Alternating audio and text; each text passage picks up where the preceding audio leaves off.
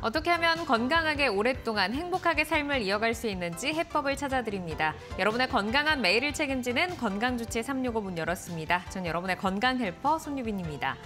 모처럼 이제 본격적으로 봄 기온이 느껴지면서 겨울 동안 미뤄왔던 만남이라던가 아니면 운동이라던가 이런 나들이 활동 계획하는 분들 많으실 텐데요. 하지만 이런 활동을 할 때도 주춤거리게 하는 혹시 통증이 있으신 분들도 있으실 것 같습니다. 무릎 관절염 환자가 또 급격하게 늘어나는 시기이기도 하다고 하는데 무릎 통증으로 이런 가벼운 봄 나들이가 좀 부담이 된다 하시는 분들은 좀 서둘러서 치료를 계획을 하시는 게 도움이 될 것 같습니다. 오늘 이 시간에는 중노년층을 괴롭히는 무릎 퇴행성 관절염 어떻게 좀 예방을 하고 치료를 할 수 있는지 도움드릴 수 있는 내용으로 준비를 했습니다. 오늘도 1시간 동안 여러분과 생방송으로 함께하고요. 직접 상담에 참여해 보실 수 있는 시간이 준비가 되어 있습니다. 방송을 보시면서 궁금한 내용이 생기실 때는 언제든지 편안하게 저에게 전화나 문자로 신청을 해주시면 되고요. 서울적 02-3772-9433, 3772-9459번 활짝 열려 있고 문자 번호는 샵 3772번으로 여러분의 궁금한 내용을 담아서 보내주시면 되겠습니다. 무릎 퇴행성 관절염에 대한 내용으로 오늘은 풀어드리겠습니다. 자, 본격적으로 문을 열어볼 텐데요. 오늘 이 시간에는 많은 환자들의 무릎을 책임지고 계시는 정형외과 전문의 허재원 원장과 함께합니다. 화면으로 먼저 만나보시죠.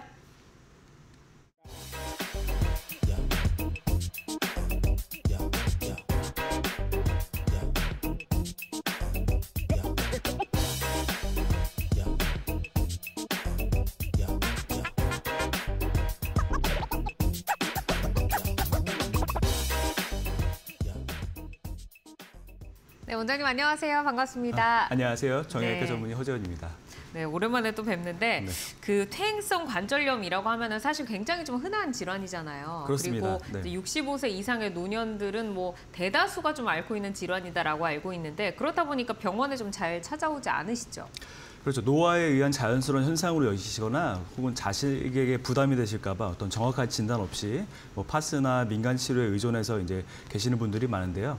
퇴행성 관절염은 한번 생기면 적극적으로 치료하지 않는 한 지속적으로 악화되고 또 치료 시기가 빠를수록 예후가 좋기 때문에 무릎에 통증이 있으시다면 가급적 빨리 병원에 방문하여 적극적으로 치료하는 것이 중요한 병이겠습니다.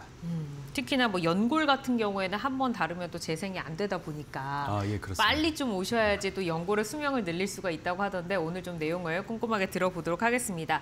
자, 말씀을 드린 것처럼 오늘 강의 주제는 무릎 퇴행성 관절염입니다. 무릎에 통증이 있으신 분들 그리고 퇴행성 관절염을 좀 예방을 하고 싶으신 분들부터 다들 이제 오늘 방송을 보시면서 궁금한 내용들 챙겨가시면 도움이 될 것 같고요.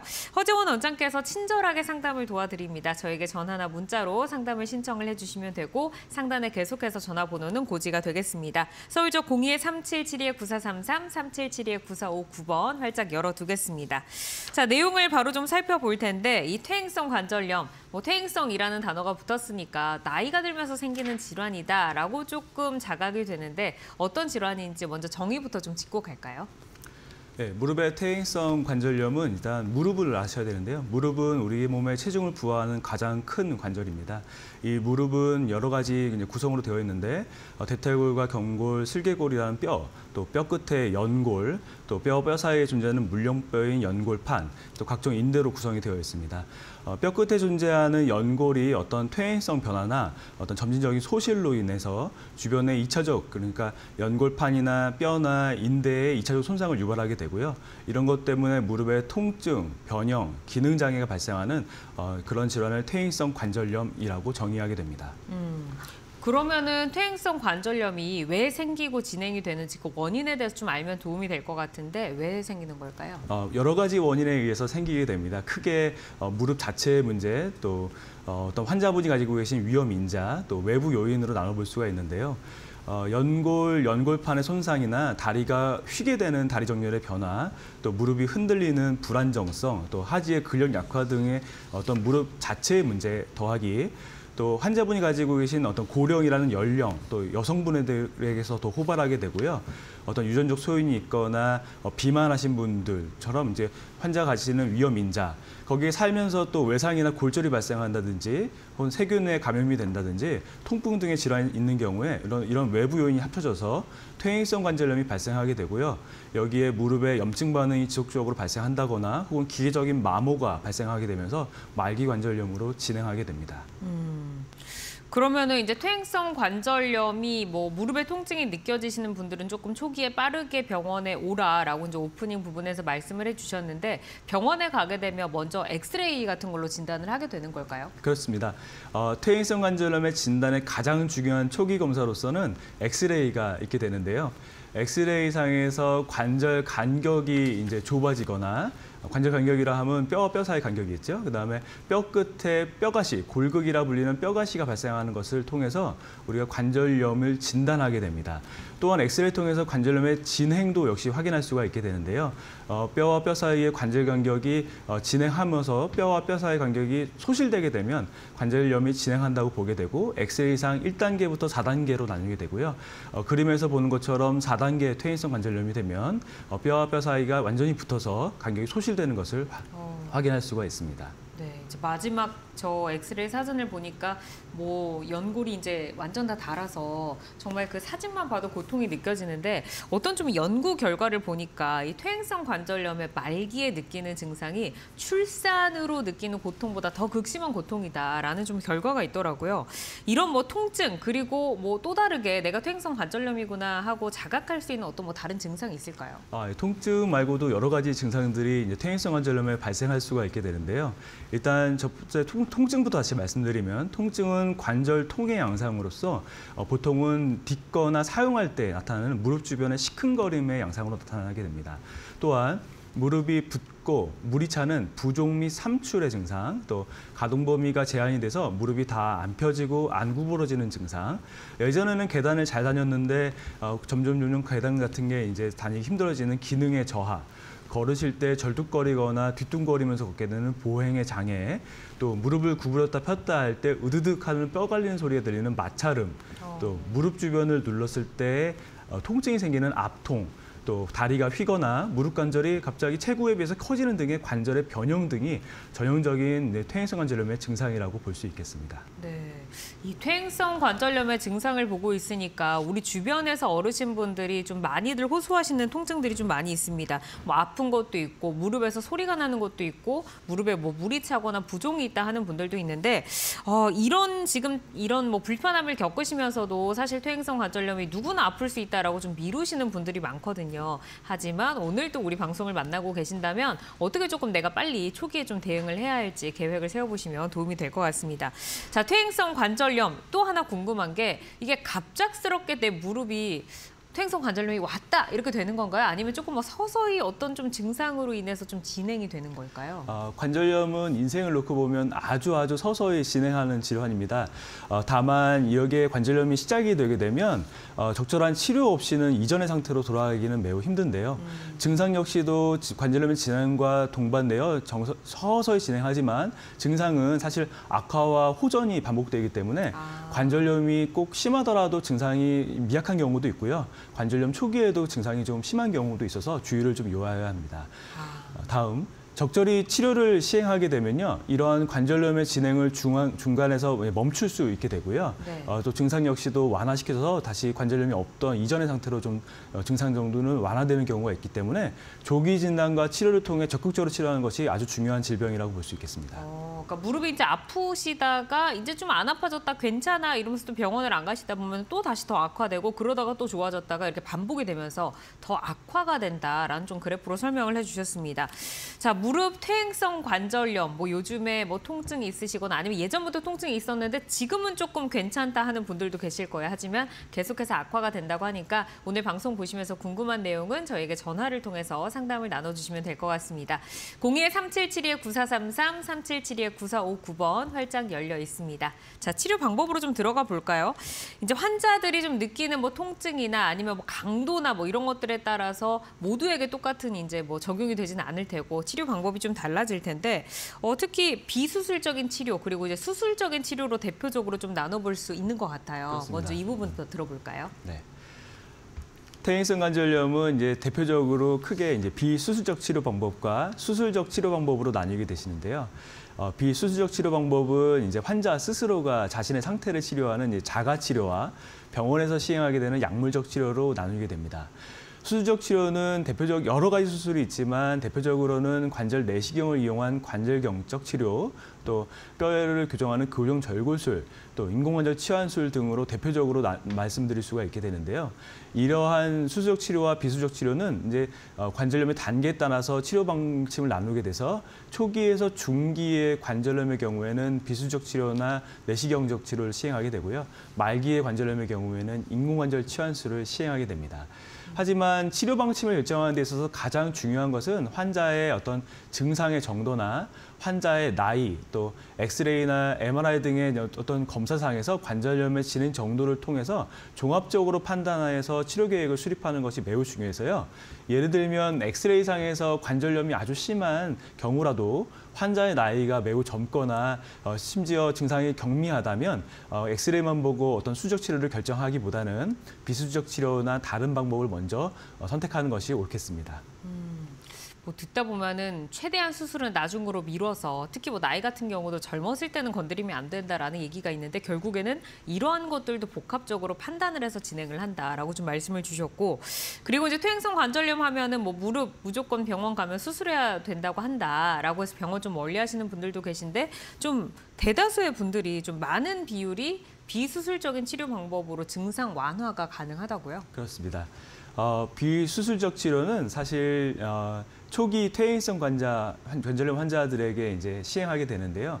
이런 초기 퇴행성 관절염 환자들이 사실 대부분의 환자들에 해당이 되고, 이런 환자들은 간헐적이거나 어떤 경미한 증상만을 보이기 때문에 비수술적 치료만으로도 아주 많은 증상 호전을 얻을 수가 있습니다.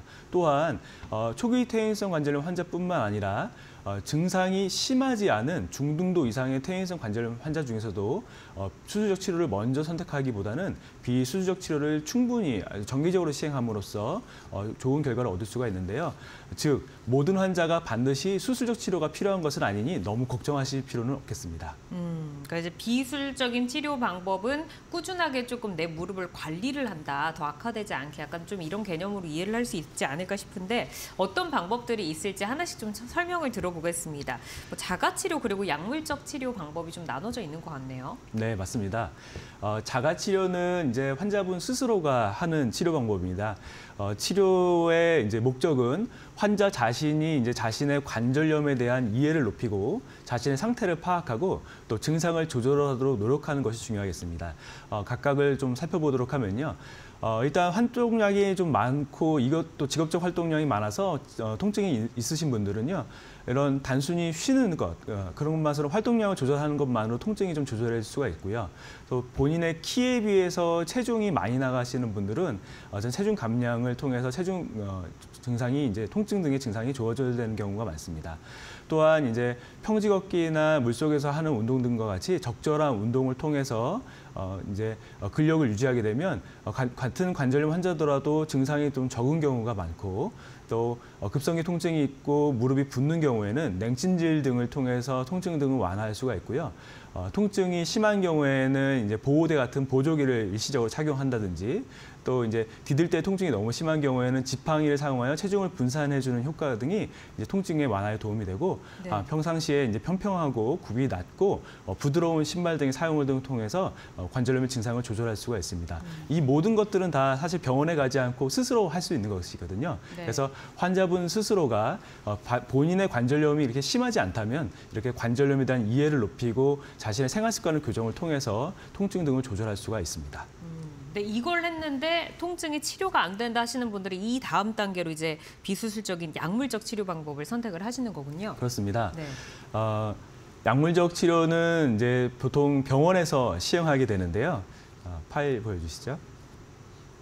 네, 화면을 네. 함께 보시면 예, 비스테로이드성 소염진통제가 사실 근간이 되는 치료로서 줄여서 우리가 보통 소염제 이렇게 얘기를 하는 약물입니다. 관절염에는 이제 염증 반응이 동반되기 때문에 저런 소염제를 복용함으로써 어떤 관절의 염증 반응을 줄여서 통증을 줄이는 효과가 있고요. 그 외에도 이제 널리 사용되는 연골 영양제 등이 이제 복용을 이제 환자분들이 많이 하시게 되는데 저는 연골 영양제 등의 약물은 어떤 염증을 가라앉히는 효과는 그다지 많지 않지만 소염 진통제의 사용량을 줄여서 약물의 사용을 줄일 수 있다는 그런 장점이 있겠습니다. 관절 내의 주사요법으로서는 일단 히알루론산이 널리 사용되게 되는데요. 히알루론산이라고 불리는 성분의 연골 주사는 관절 내에 어떤 윤활유 역할을 하는 성분의 점성을 넣어주어서 관절의 보호작용 및 윤활 효과를 이제 도모하는 효과가 있고요. 선별적으로 사용되는 이제 뼈주사라고 말씀드리는 보통 스테로이드 주사는 급성기 통증에 사용되게 되는데요. 염증 반응을 급격하게 감소시킬 수는 있지만 습관적으로 사용하는 것은 좋지 않겠습니다. 이제 스테로이드 주사 같은 경우에도 좀 우리가 많이 들어본 그 주사 치료인데 급격한 통증, 급성 악화된 경우에만 좀 사용을 한다라고 좀 말씀을 주셨습니다. 자, 오늘은 무릎 건강을 살피고 있는데 사실 퇴행성 관절염이라고 하면 너무 흔한 이제 질환이 돼서 사실 좀 이렇게 방치하시는 분들도 계실 것 같고 또 병원에 한번 가보셨다가 그냥 안 나아지니까 그냥 괜찮아지겠거니 하고 좀 기다리시는 분들도 계실 것 같은데 오늘 혹시 저희 방송 지금 함께하고 계신다면 여러분들의 무릎 건강 저희와 함께 고민을 나눠보시고 계획 세워보시면 도움이 될 것 같습니다. 서울적 02-3772-9433, 3772-9459번 전화 활짝 열려 있고요. 생방송으로 함께하고 있으니까 방송 보시면서 무릎 건강에 관련된 어떠한 점이라도 저에게 전화를 통해서 상담을 나눠주시면 되겠습니다. 저희 방송은 건강 상식에 도움을 드리는 프로그램이고요. 방송 중 알려드리는 정보만을 믿고 치료 결정을 내리지 말아야 하며 전문의와의 충분한 상담을 통해서 치료 방향을 결정하셔야 된다는 점도 유념을 해주시기를 바라겠습니다. 자, 이제 비수술적인 치료에서 이제 약물 치료를 한번 봤는데 사실 초기와 중기 조금 이를 때에는 비수술적인 치료로 좀 관리를 한다라고 좀 말씀을 해주셨어요. 근데 초기 중기임에도 불구하고 이럴 때에도 수술을 해야 되는 경우가 있다고 하던데 어떤 경우일까요? 예, 수술적 치료는 이제 초기, 중기에 이제 심하지 않은 관절염 환자에서도요. 앞서 말씀드린 비수술적 치료 방법을 충분히 시행했음에도 통증이 해결되지 않는 경우에 이제 시행하게 됩니다. 보통은 이제 화면 주시죠. 보통은 이제 국소적인 연골이나 연골판에 이제 손상이 있을 경우에 이를 치료하는 방법이게 되는데요. 우리가 이제 방법은 1cm 미만의 아주 작은 절개를 통해 무릎에 구멍을 만들고요. 네. 그런 구멍을 형성하고 그 안에 관절 내시경이라는 카메라를 삽입하게 됩니다. 그러면 관절 내를 실제로 볼 수가 있게 되는데요. 이런 관절내를 실제로 보면서 진단을 하게 되고요. 관절 내에 망가진 어떤 연골이나 연골판이 구조적 손상이 있을 경우에 이를 동시에 다른 구멍으로 도구를 삽입하여 동시에 치료를 시행하게 되고요. 보통 시술 시간은 30분에서 1시간 내외로 짧은 시술 시간을 필요로 하게 되고요. 아주 작은 절개를 통해서 시술을 하기 때문에 출혈이 매우 적고 회복이 빨라고 또 이제 입원 기간도 하루나 이틀 정도로 매우 짧기 때문에 고령이나 만성 질환자에서도 이제 수술이 가능한 그런 치료 방법이 되겠습니다. 네. 치료 시간이 사실 지금 글로만 읽기는 하고 있지만 30분이라는 시간은 드라마 한 편을 보기에도 너무나도 충분한 너무 짧은 시간이죠, 어쩌면. 그래서 굉장히 짧은 시간 내에 지금 시술이 이루어지는데 옛날처럼 이제 다 절개를 하는 게 아니라 이렇게 구멍을 뚫어서 들어가다 보니까 정말 그 노년층 분들에게 좀 도움이 되지 않을까 싶어요. 그렇습니다. 실제로 70대 이상 분이 좀 시술했던 사례가 있을까요? 예, 관절염 환자들에서 국소적인 손상이 있을 경우에는 내시경을 하게 되니까요.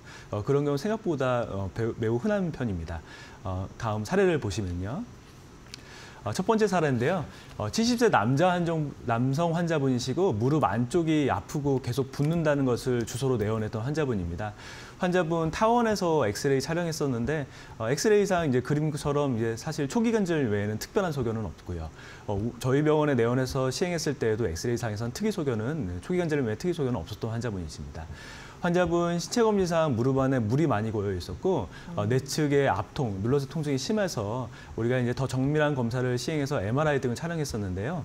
MRI상에서 내측 연골판에 퇴행성 파열이 생겨서 연골판에 이제 찢어진 조각이 무릎과 무릎 사이에 끼어져 있는 것을 확인할 수 있었고 저런 마지막 그림에서 보는 것처럼 그 뼈와 뼈 사이에 끼어진 연골판 조각이 어떤 기계적인 통증을 유발하고 있는 것을 확인할 수가 있기 때문에 저 조각만 해결하면 되기 때문에 구조적인 손상을 해결하기 위해 내시경 치료를 계획을 하였습니다. 네, 다음 사진을 볼까요? 이제 아까 전에 말씀드렸던 내시경 사진의 실제적인 사진 모습인데요. 관절에 구멍을 절개를 2개나 3개 정도 이제 형성을 하고 그 구멍으로 카메라를 넣어서 내시경 카메라를 본 실제 사진 모습입니다. 그래서 네. 뼈와 뼈 사이에 찢어져서 이제 끼어 있는 연골판을 확인할 수가 있게 되고요. 저 연골판이 실제로는 없어야 되는 것이거든요. 그래서 저거를 다른 구멍으로 도구를, 그러니까 내시경 가위 같은 도구를 넣어서요. 저 찢어진 연골판을 제거하게 되면 다시 이전의 상태로 복귀가 되게 되니까 예전에 이제 연골판이 끼어서 생겼던 그런 내측의 통증 등은 소실되게 되는 겁니다. 그러니까 70세 남성분에 계속 붓고 이제 물이 찼던 분의 사례고, 다음 분은 73세 여성분인 것 같아요. 여성분의 사례 한번 볼까요? 다음 2번째 사례는 이제 73세 여성 환자분이시고요. 구부렸다 폈다, 원래도 관절염은 본인은 알고 있었는데 이제 구부렸다 폈다 하는 게 잘 안 되고 어느 날 갑자기 갑자기 무릎이 많이 뜨끔거린다고 내원하셨던 분이십니다. 엑스레이를 보면은 이전 분보다는 조금은 진행된 관절염 환자분인 것은 맞고요. 네. 엑스레이는 특이하게도 저렇게 하얀 색깔 뼈 조각들이 여러 개가 저 무릎 관절 안에 들어있는 것이 확인이 되죠. 관절염 때문에 생긴 뼈 조각이고요. 저 MRI를 추가적으로 시행했었는데요. 그 뼈 조각 중에 일부가 뼈와 뼈 사이에 끼어서 뼈와 뼈 사이에 저 까만색 저 돌덩이처럼 보이는 뼈 조각이 끼어들어서 무릎을 구부렸다 폈다 하는 걸 방해를 하고 저게 뼈에 닿을 때마다 뜨끔거리는 증상을 이제 형성하게 되는데요. 저것도 저 유리체, 그러니까 뼈 조각이라 부르는 유리체만 제거하면 되기 때문에요. 내시경을 이용해서 치료를 하기로 계획을 하였습니다. 이 사진이 지금 유리체들이 제거된 건가요? 그렇습니다. 저게 다 뼈 조각인 거네요. 윗부분에 있는 사진은요. 이제 내시경으로 실제로 들어갔을 때 관절 내에 돌아다니고 있는 유리체를 촬영한 것입니다. 카메라로 돌아다니고 있는 유리체, 뼈 조각을 실제로 확인할 수가 있게 되고요. 그다음에 수술 도구를 넣어서 유리체를 하나하나 제거를 하게 되는데요. 실제로 제거하면 저렇게 많은, 생각보다 사이즈가 크지요? 네. 저렇게 많은 유리체가 관절 내에 존재하면서. 치아 같이 보이는데요. 색깔이 하얘서 좀 그렇게 네. 보일 수도 있는데 이제 뼈 조각들이 이제 관절 내에 돌아다니고 있다가 이제 무릎뼈와 무릎뼈 사이에 끼게 되면요. 저게 이제 잠금 증상이라는데 무릎을 못 구부리고 못 펴게 되는 그런 증상을 유발할 수가 있게 되고요. 저런 것을 이제 다른 종직은 손상시키지 아니하고 저 뼈 조각만 딱 내시경으로 제거하게 되면 통증 등의 증상이 매우 호전되게 되고요. 수술 후에 엑스레이 보면은 이전에 존재했던 그런 뼈 조각은 하나도 보이지 않게 됩니다. 네, 깨끗해졌네요. 근데 저는 갑자기 궁금한 게, 이제 어르신들이 무릎이 뭐 안 구부려진다, 물이 찼다, 부었다 하시더라도 이렇게 병원에 다 가시는 분들만 계시는 게 아니잖아요. 그렇죠. 그럼 무리해서 그냥 내 무릎을 펴고 좀 아파도 내가 어떻게든 생활해보겠다 하게 되면 어떻게 되는 건가요? 이렇게 뼈 조각이 있는데도 불구하고. 그렇죠. 그렇게 되면은 처음에는 무릎이 이제 아프기만 하다가 나중에 되면 뼈 조각에서 관절염이 점점 좀 심해지게 됩니다. 네. 그래서 어떤 치료 시기를 놓치게 되면 말기에 관절염이 돼서 병원을 내원하시게 되거든요. 네. 그런 경우에는 내시경으로 치료하시면 어느 정도 이제 증상 호전도 보이고 관절염의 증상도 예방할 수가 있는데 치료 시기를 완전히 놓쳐서 뼈 조각에 의해서 뼈 연골이나 이런 것들이 완전히 갈려서 손상돼서 마모가 돼서 병원에 오시게 되면은 이제 마지막 관절염이 되기 때문에 더 큰 수술로 최종적인 방법으로 인공관절 같은 그런 수술 방법으로 넘어가게 됩니다.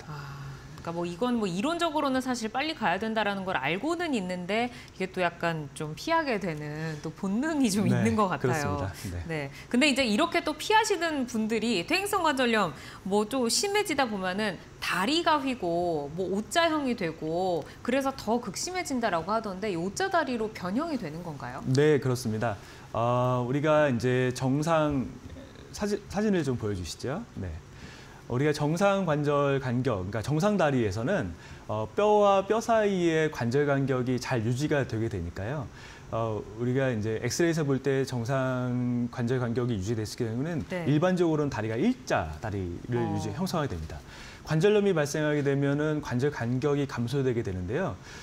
저렇게 관절 간격이 좁아지게 되면서 관절염이 발생하게 되면 마치 이제 벽돌로 탑을 쌓다가 벽돌 하나가 빠지게 되면 탑이 무너지는 것처럼 전체적인 다리 정렬이 무너지게 되고 이런 경우에는 원래 일자였던 다리 정렬이 O자형 다리로 변하게 되거든요.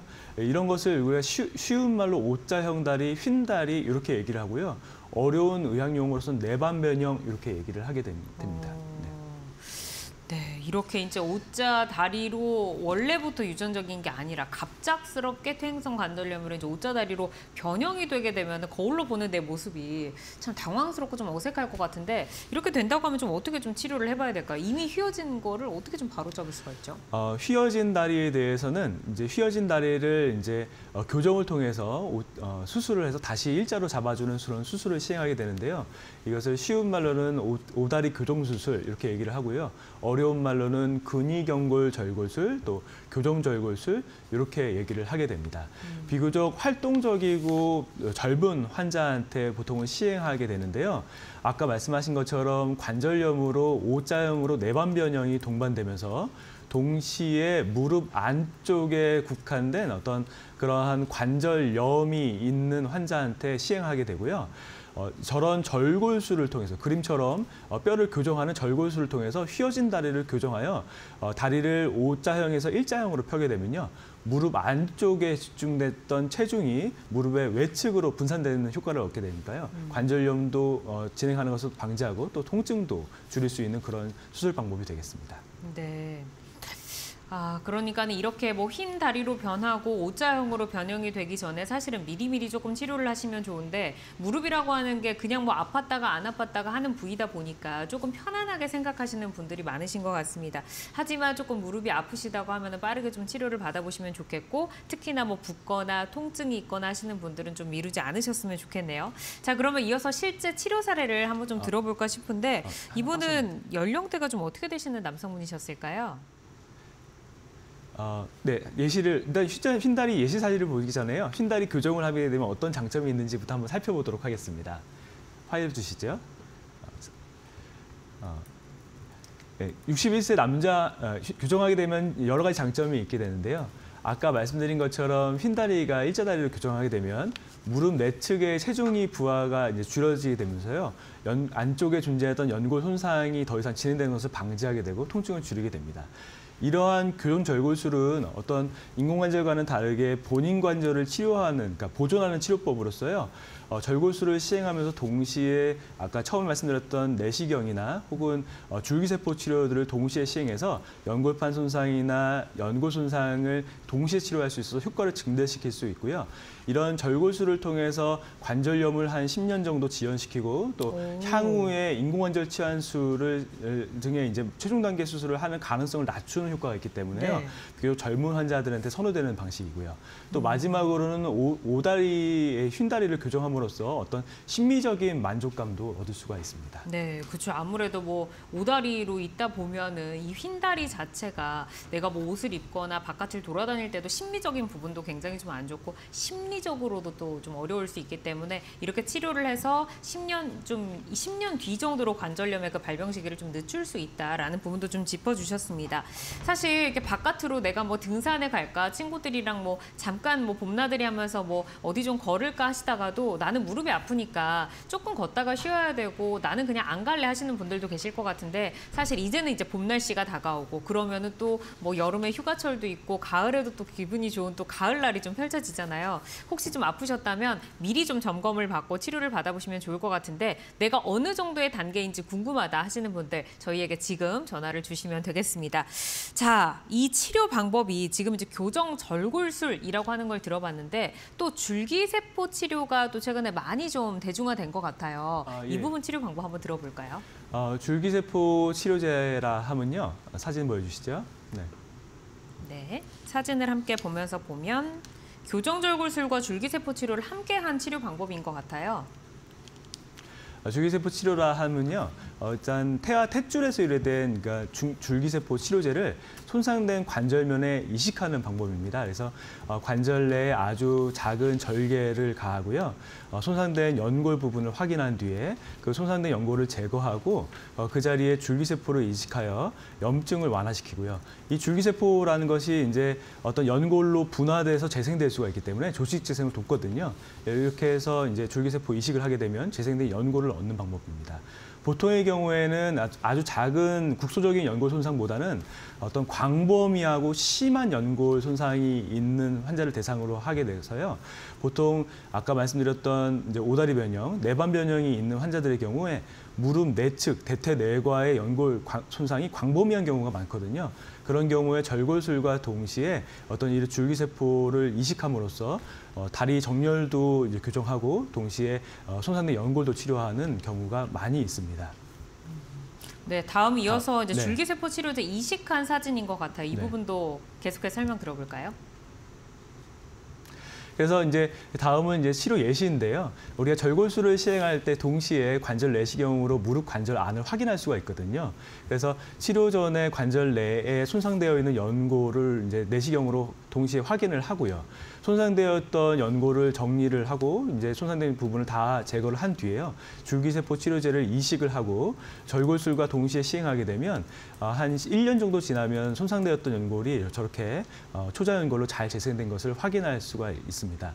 이게 이제 절골술과 동시에 시행하기 때문에요. 어떤 다리 정렬에서 기인하는 문제들, 기계적인 어떤 정렬의 문제 등도 해결을 볼 수가 있고, 동시에 무릎 내측의 이제 연골 손상도 동시에 해결할 수가 있어서 어떤 절골술과 동시에 시행했을 때 어떤 시너지 효과를 얻을 수가 있습니다. 네, 무릎 퇴행성 관절염에 대해서 이야기를 나눠보고 있습니다. 평소에 이제 무릎 아프신 분들은 굉장히 많지만 사실 치료에 적극적이신 분들은 좀 소수이지 않을까라는 생각이 드는데 시청자분들께서 어떤 고민을 좀 갖고 계시는지 전화와 문자로 받고 있습니다. 문자로 들어온 상담을 한번 받아볼까요? 9173번님의 문자인 것 같은데 화면으로 함께 만나보시죠. 이분은 이제 연령대가 50대 여성분이시고 무릎에 통증이 있어서 병원에 갔더니 관절염 초기라고 들었습니다. 무릎이 붓거나 물이 찬 건 아니라고 하는데 계속해서 통증이 있네요. 어떻게 하는 게 좋을까요? 라고 하셨어요. 관절염 초기라고 이제 들으셨고 처음 가신 게 아닐까 싶은데 네. 어느 정도의 상태일까요? 아마 이제 50대 초반 환자분이시고 이제 초기라 엑스레이상 초기라고 들으셨을 거고 이제 특별하게 이제 물이 차거나 붓는 등의 추가적인 증상이 없는 전형적인 초기 환자분이신 것 같습니다. 사실 첫 번째로는 이제 본인의 증상 정도가 심하지 아니하시다면요. 일단은 걱정하지 않는 것이 첫 번째였고요. 두 번째로는 이제 초기 증상이기 때문에 아까 말씀드렸던 어떤 비수적 치료 방법, 예를 들면 체중을 좀 제거한다든지 혹은 얼음찜질을 한다든지 그다음에 물리치료나 혹은 약물치료 같은 주사요법이나 이런 비수적 치료 방법들을 먼저 시행을 해보시고 경과가 어떤지를 확인하는 것이 중요하겠고요. 그럼에도 불구하고 통증이 지속된다거나 잘 해결되지 않는 통증이 있는 경우에는 엑스레이상 보이지 않는 연골이나 연골판에 국소적인 손상이 있을 수도 있기 때문에요. 엑스레이뿐만 아니라 정밀 검사인 MRI를 추가적으로 시행해서 혹은 엑스레이상 초기 관절염 정도밖에 없지만 이제 다른 문제는 있지 않은지 확인하는 과정이 필요할 것 같습니다. 네. 이 퇴행성 관절염 아까 이제 초반에 저희가 그 진행 단계를 좀 들어봤었는데 말기가 된다고 하면은 거의 지금 걷기도 힘들고 뭐 출산보다 극심한 통증이다라고 짚었는데 이 중증부터 먼저 짚고 가보도록 하겠습니다. 중증 퇴행성 관절염으로 발전하게 되면 좀 어떻게 되는 건가요? 중증 퇴행성 관절염은요. 아까 초기에 말씀드렸던 여러 가지 증상들이 더욱더 악화되는 현상이 발생하게 되는데요. 통증이 강해서 우리가 보통 관절통이라 하면 관절을 사용할 때 통증이 발생하는데 통증이 강해서 움직임이 없을 때에도 하루 종일 그냥 무릎이 아프고요. 또 이제 이런 통증 때문에 구축이 발생해서 관절이 다 펴지지 않고 또 구부러지지 않아서 이렇게 항상 좀 구부정한 상태로 이제 있게 되고 네. 또 걷기가 힘들고 짧게 걸으면 반드시 쉬어야 되고 뒤뚱거리면서 걷게 되는 현상이 생기고요. 다리 모양이 항아리처럼 많이 쉬고 또 무릎뼈가 최고에 비해서 엄청 커지게 되는 그런 변형이 심하게 발생하게 됩니다. 결론적으로는 이런 것들 때문에 일상생활이 매우 힘들게 되는데요. 이런 경우에는 최종적인 어떤 치료법을 고민해 봐야 될 것 같습니다. 이 정도가 되면은 이제 누구나 좀 자각할 수 있는 퇴행성 관절염 정도가 될 것 같은데 최종적인 좀 정도를 조금 생각을 해봐야 된다. 그러면 뭐 인공관절 수술 같은 거를 생각을 해야 되는 건가요? 예, 그렇습니다. 네. 사진을 좀 보여주시면요. 네. 네. 인공관절 치환술이라고 하는 것은요, 말 그대로 인공관절을 원래 관절면으로 치환하는 건데요. 관절염이 진행돼서 말기관절염이 되면 연골, 연골판, 인대 이런 모든 구조물들이 다 망가지게 되거든요. 이러한 망가진 관절 및 인대 또 연골면을 일부 제거를 하고요.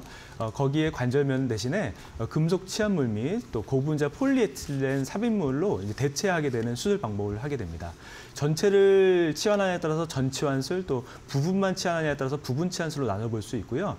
보통의 경우에서는 중증, 말기의 퇴행성 관절염이 있는 고령의 환자에게 하는 최종적인 수술 방법입니다.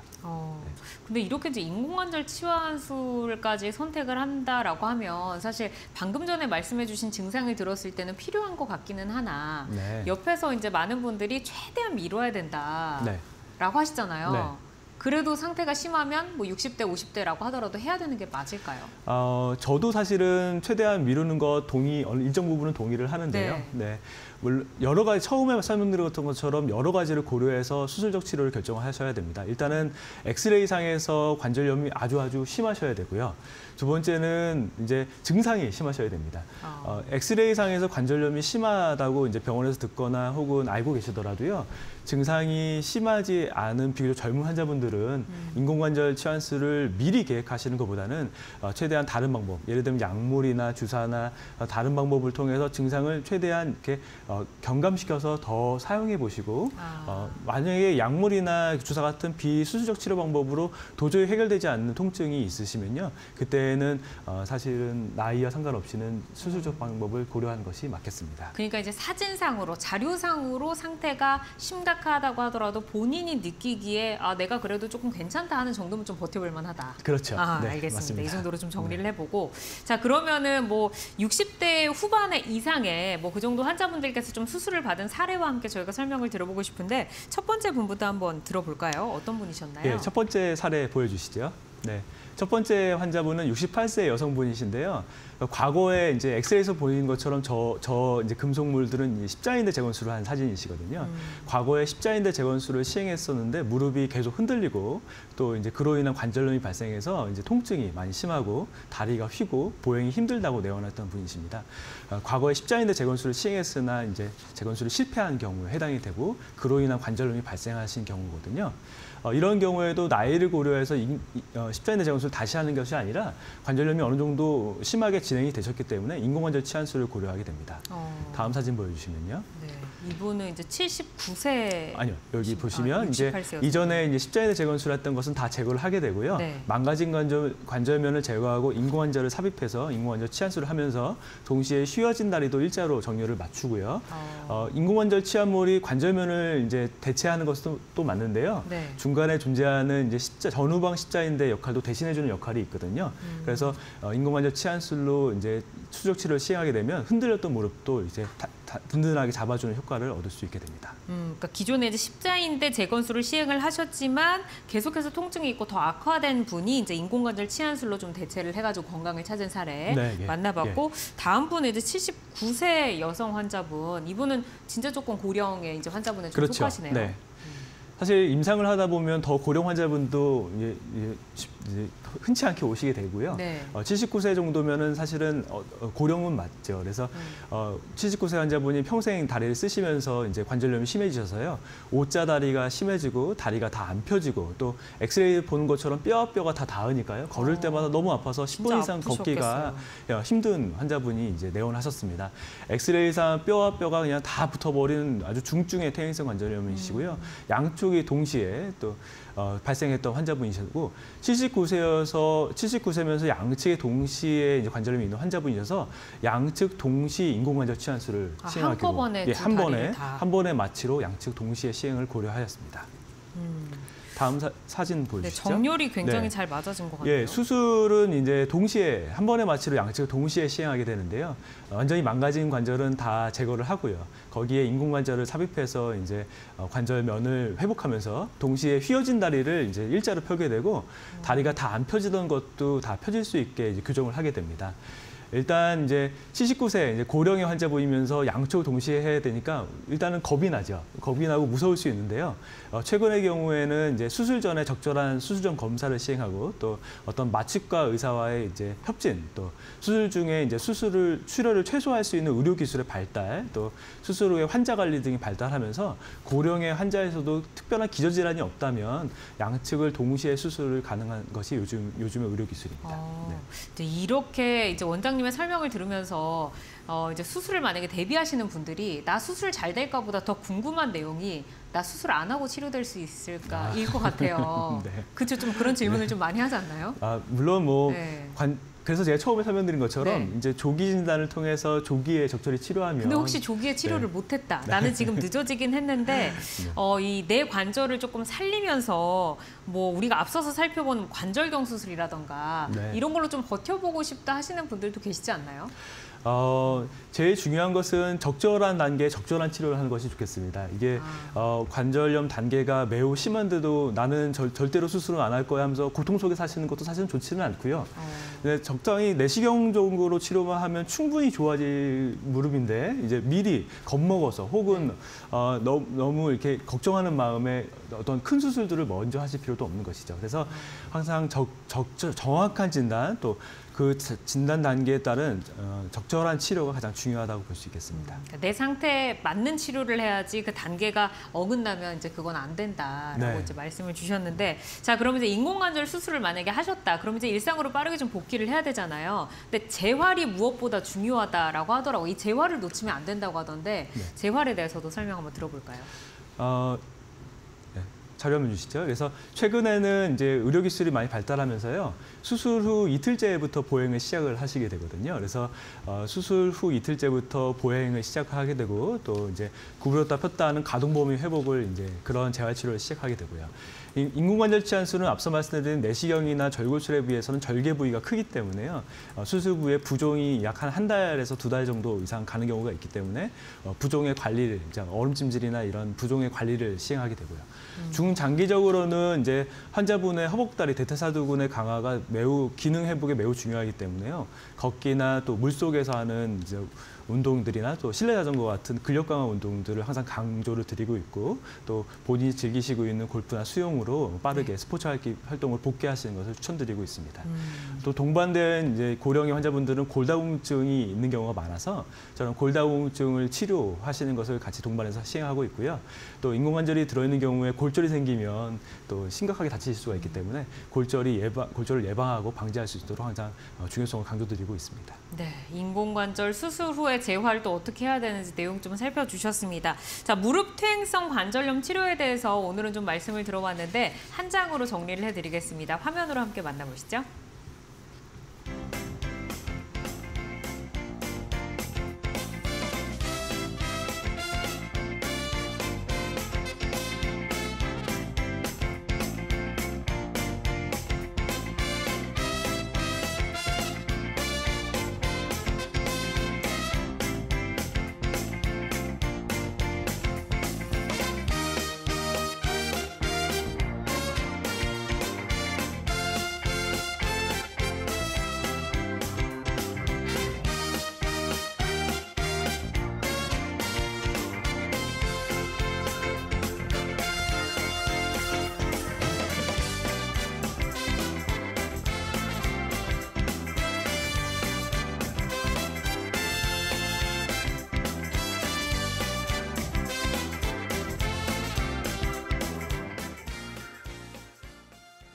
네, 무릎 퇴행성 관절염에 대해서 또 한 장으로 정리를 해드렸는데 여기서 놓치지 말으셔야 하는 부분은 바로 이제 초기 대응이 좀 중요하다가 되겠습니다.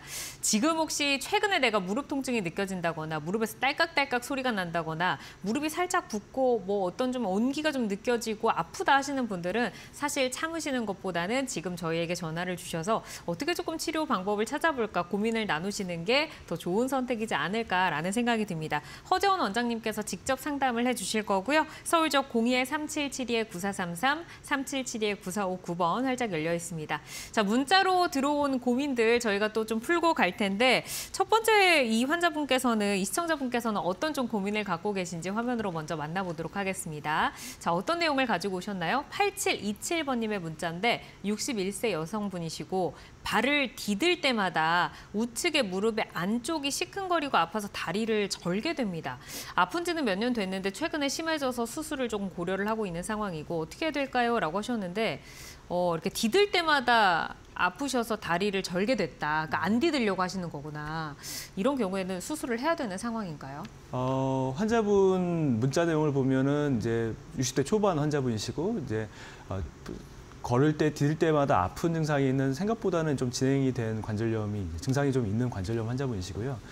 저렇게 수술을 고려한다는 걸 봤을 때는 이제 지금까지 이제 비수적 치료들은 충분히 해보신 분 같거든요. 그래서 비수적 치료를 했음에도 보행 장애가 생기는 저런 관절염 환자는 확실히 이제 비수적 치료보다는 수적 치료를 고려하셔야 될 때인 것은 맞을 것 같습니다. 근데 이제 일단은 안쪽 통증이 있는 걸 봐서는 안쪽 관절염이 있는 것은 맞는데요.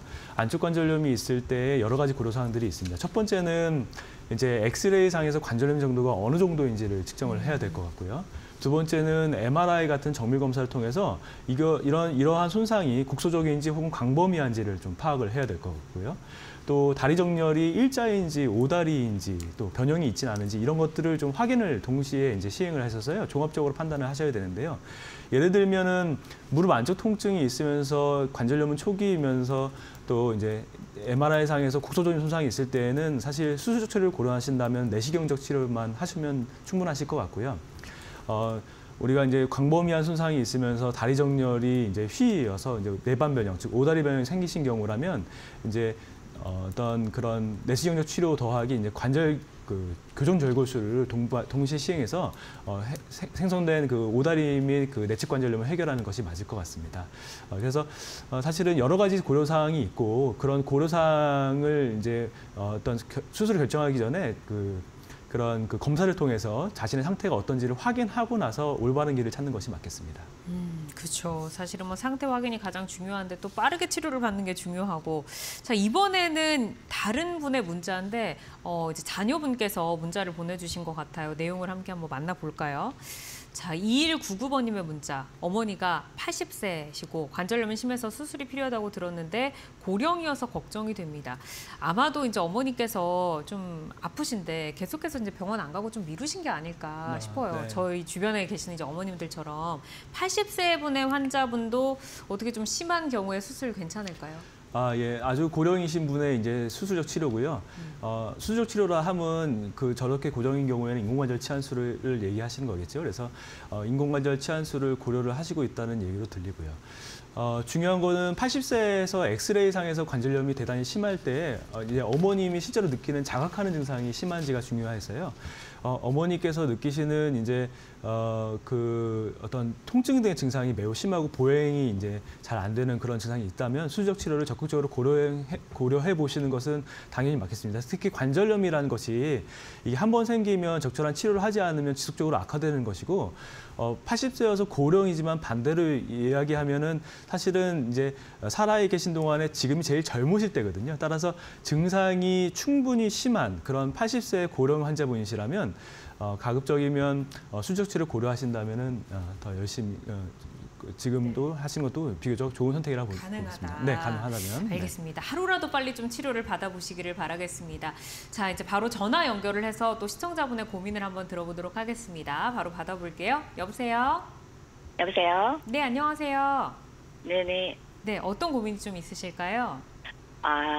저는 지금 나이는 60인데요. 네. 왼쪽 다리가 약간 부었고요. 네. 걸을 때 계단 올라갈 때 이럴 때 약간의 통증이 있어요. 그래서 병원을 갔더니 네. MRI를 찍었더니 수술을 권하셔가지고 예, 이거 수술을 해야 되는 건지 걱정이 돼서 상담 한번 드려봤거든요. 네, 지금 60세시면은 굉장히 좀 젊은 나이대신데 지금 네. 뭐 수술을 해야 될까요? 60세시고 지금 말씀하신 정보를 정리를 하면 60세시고 무릎이 부었고 그다음에 보행시나 계단 다니시 통증이 있다 이거거든요. 일단은 비수적 치료를 먼저 고려하시는 게 맞겠죠. 그래서 약물이나 혹은 관절내에 물이 찬 경우에는 관절내 천자, 그러니까 물이 차인 경우에 물을 제거하는 거죠. 그다음에 소염제 같은 것을 통해서 이제 붓기나 어떤 통증을 좀 줄여보고요. 또 얼음찜질 같은 걸 하셔서 이제 통증이나 붓기를 좀 제거해보는 걸 먼저 한번 시도해 볼 수 있겠죠. 그러한 비수적 치료 방법들을 충분히 시행했음에도 불구하고 통증이 있는 경우에는 그 손상된 정도를 제가 사실은 MRI를 네, 본 게 아니어서 보진 제가 확실히 않았으니까. 말씀드릴 수는 없지만 그래서 손상된 부위에 대해서 수적 치료를 고려하시는데요. 앞서 말씀드린 그러한 붓기나 물차거나 통증 등은 일단 약물, 또 관절내 천자, 또 이런 얼음찜질 등을 통해서 이제 보존적 치료를 비수적 치료를 먼저 시도를 해보시고도 통증이 있다면 MRI 상에서 손상되는 그런 병변에 대해서는 수적 치료를 추후에 고려해 보시는 것이 맞겠습니다. 네, 알겠습니다. 오늘 또 상담도 또 이렇게 1시간 동안 내용 살펴주셔서 감사드립니다. 네, 감사합니다. 네. 저희 방송은 건강 상식에 도움을 드리는 프로그램이고요. 방송 중 알려드리는 정보만을 믿고 치료 결정을 내리지 말아야 하며 전문의와의 충분한 상담을 통해서 치료 방향을 결정하셔야 된다는 점도 기억을 해주시고 방금 시청자분께서는 또 꼭 좀 이렇게 가벼운 치료부터 계속해서 단계별로 시작해 보시기를 바라겠습니다. 자, 저희가 오늘 준비한 방송은 여기까지입니다. 저희는 다음 이 시간에 또 찾아오도록 하겠습니다. 행복한 주말 보내세요. 고맙습니다.